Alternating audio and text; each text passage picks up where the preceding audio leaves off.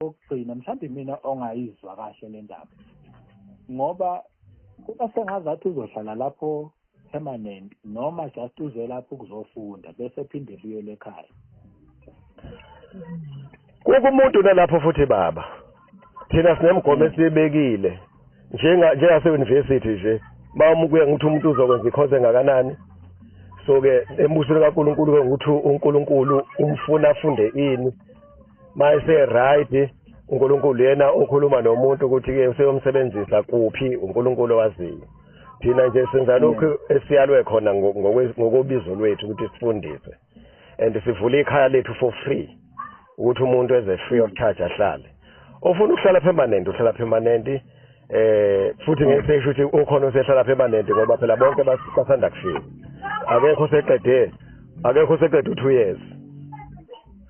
Yes. Ilabe sazoqeda 1 year. Yabona. Abaye baseqede 6 months so ke esisho permanent esisho isikhathi esingakanani kodwa sizama ukupractice lokhu uJesu akwenza ukuthi uJesu wayehlala abafundi bakhe full time. Then mayisehambela uJesu wayesethi ke hlalana eJerusalem la nigcwaliswe ngomoya ingcwele. Umoya ingcwele mayesebagcwalisile then bashumela ivangeli ngesibindi. Emva lokho kwasuka ipersecution. Then emva lokho abantu babulawa kwakhona abafayo kwahlakazeka abanye bashiya amakhaya bashiya indawo. Njengoba uJesu eshilo nje uthi qalana eJerusalem niye eJudea niye eSamaria then to the ends of the world. So ke sizama ukwenza lokho nje nxeke inkosi.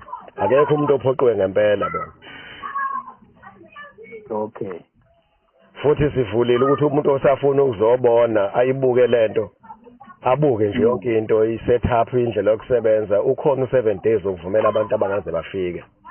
But useke wafika wayesehamba ethi hayi sengibonile ngisayibuka ngicabange lento hayi uvumeleke mabe sethatha isinqumo sokuthi useyabuya full time hayi ukuthi ke athi usazofunda yabo ngoba ngeke sibe nanto asilona isonto yabona umndeni nje okwasibiya ikhala kwasibiya lanikelwa embusweni kunizumsebenzi kaNkuluNkulu then siyafunda sifunda nangama skills indlela yokuyiphilisa physical yabona singadependeli kuhulumeni singadependeli kubantu kodwa nje sithembe uNkulunkulu ngeprovision.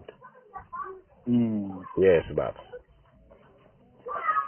Hayi kulungile baba usibiya ngithinte nje ngalowo ndaba leyo hayi ngiyaxolisa nje ukuthi ngithinte sengithinta ngendaba eziserious impela.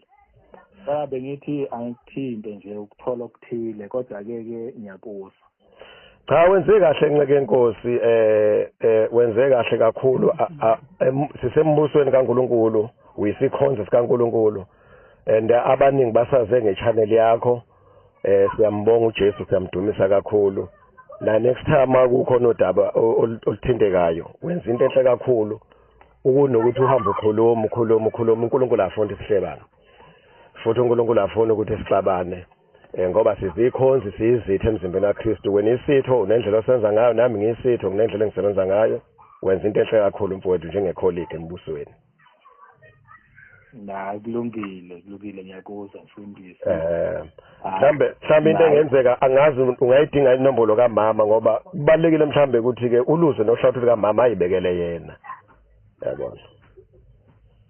Hayi bazomnikeza akunankinga bazomnikeza abantwana ngizokhuluma naye. Okay kulungile kakhulu ke baba. Ngibongile nami. Siyabonga kakhulu nxeke inkosi. Mhlambe nje nabaye mabebuza ubachazele nje inkosi yami. Ngiyazi ukuthi abaye basibiza ngecult. Abaze balifeke negama ukuthi licult lisho ukuthini. Mhlambe ngokwama definition ecult singavuma ukuthi siyimpela ecult ngendlela okuchazwa ngayo. Kodwa hayi ngalendlela abantu abasebecabanga ngayo yobusathana.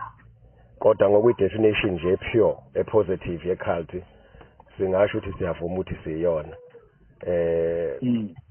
Yeah so mhlambe kodwa abanye nje ubachaza ukuthi usibiya akaphoqe umuntu ngempela nje mase sikhuluma iqiniso uma umkhwanazi umuntu omdala singamsusa kanjani yipi indlela esiyamqula ngayo and umuntu omdala njengaloyana futhi nje osaba uNkulunkulu ovuthiwe ekholweni avele nje ashiye ekhaya lakhe nje ayohlala emzini womuntu yabo. So nabazali abakhulile lapha abakhulile omama obaba obhuti nje abantu bayithathela bona isinqumo baba ngokuhlabeka masebeza imeseji yebo So nje angazi abantu ukuthi bakubuka kanjani ngalophu uhlangothi ukuthi kahle hle sibeka kusho ukuthi ngenzeka mhlawumbe uhambe bakhomba ngesibhamu uyabasabisa wathi kanjani ngingahamba kanjani eSouth Africa ngoba ama province onke khona labaseLesotho khona labaseSwatini so ngenza kanjani so amandla nje kaNkuluNkulu mfowethu nakho ukuhlala nabazalwane abaningi yabona abantu abaningi esikhathi esodwa then isiqhubeke siphila sidla sembatha si right akekho umuntu ongenza lonto baba uyabona ukuthi kunesandla sikaNkuluNkulu ngoba wami nenyamangalo yenzeka kanjani lento